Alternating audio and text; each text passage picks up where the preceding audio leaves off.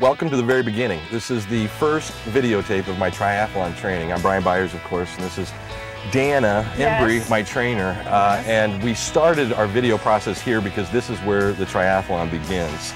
Yeah. And you have this serene lake and a nice little beach, except it's not going to look like that next July. It's going to be 8,000 degrees. There's going to be hundreds of people here, and this is my greatest fear, open water swimming. You ready for it? No, I'm not even close to being ready for it. But over the next several months, you'll get a chance to watch us as we prepare for the Rodney Miller Triathlon and get a chance to do something, conquer a personal fear, and remember a good friend who passed away in the line of duty, Rodney Miller. So this is where it begins, and this is where we'll do our last videotaping on a very hot Saturday morning in July with lots of people and still the same lake. So that's what it is.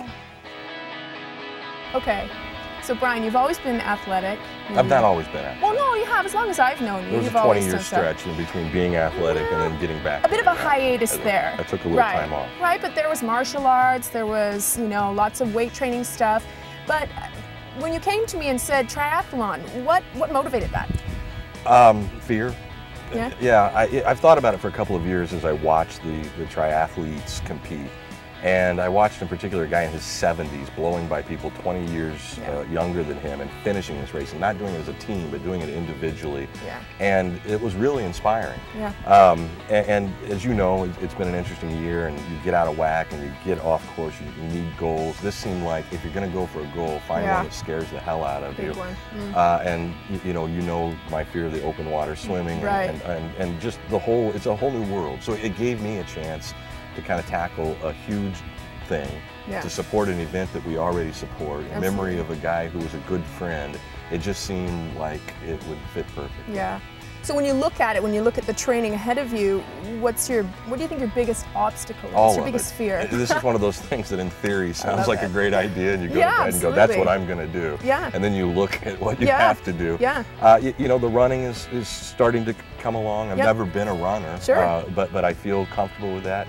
I'm having a blast and spending a fortune with Kyle May on the biking part of this, and I've always enjoyed spin classes and being on a bike. So that part I'm looking forward to. It's the relearning to swim and swimming in a triathlon that really I think is going to be the toughest thing. And that's just, I don't think the physical skills that will be required. It's just the psychological ability to get over that fear. Absolutely. So how do you think you conquer it? What'll be just practice? You just got to run into it head first, you know, which is what I normally do in life. Absolutely. And so I'll be working at the Y and working with other places. But you know, there's a difference between doing laps in a pool and doing open water swimming. There's a difference between running a 5K race and there's a difference between having a bike ride and then combining all three of them. So we'll be 43 this October. I'm smart enough to know that I need professionals like you so that I don't do some serious damage to my body trying to get to the place I want to be.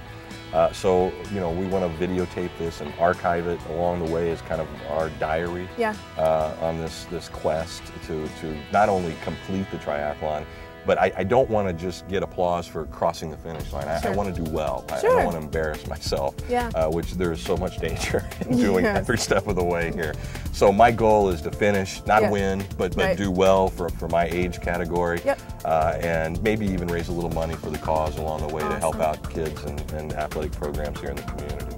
Awesome. So you talked about this older gentleman, and I know I've seen that before in marathons where someone runs by you and they are 4 times your age and you're wondering how it's possible. And who else inspires you? You talk a lot about it, and what kind of things inspire you? You know, I really got into the Tour de France this year. I mean, I haven't for 4 years because Lance Armstrong hadn't, you know, competed. That guy's life and story, and you can buy into the accusations or not buy into the accusations. Even doping, what he has done, I mean, unbelievable. Is unbelievable. And to come back after 4 years of being off and surviving cancer, and the millions of dollars he's raised, inspired people to live. I thought, you know what, I'm watching those packs of bikes and all the ins and outs of the news. That looks fun. You know, scary. They've all told me now that I won't be a real cyclist until I break the collarbone. So it's almost like kind of a rite of passage. And I've seen people come through with plenty of blood and scrapes, you know, so that's not an easy part of this race either.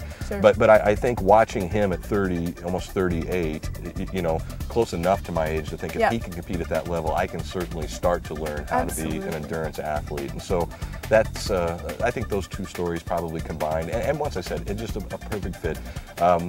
They closed Lakeview High School when I was a sophomore, and I had to move to a new high school. And if you're in high school, you know, you've got a set of friends, and they're going one way and you're going another way. And that's always kind of a scary thing. My first day at Eisenhower High School in 0-hour PE, the first class, Rodney Miller was the first person that I met. Wow. And he always, I'll never forget his smile and just the easy way he had about himself.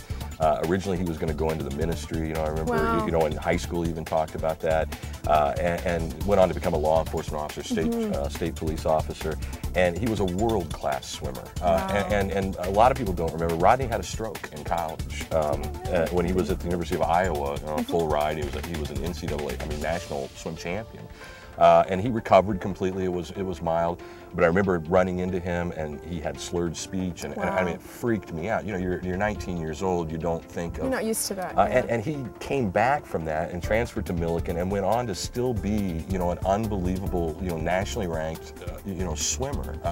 And so he was always an inspiring guy, and to be able to do something in his memory will be very special. And like I said, it's a great event. We've always supported. This is just a way for me, I think, to personally put it on the line and get the benefit for myself as well. I mean, you know, if you quit testing yourself, if you quit challenging yourself, you know, it's easy to get static. You know, it's easy to just sort of stop what you're doing and get out of focus and not have goals and dreams. And so this will be something that is a year. You know me, I like numbers, I like the benchmarks.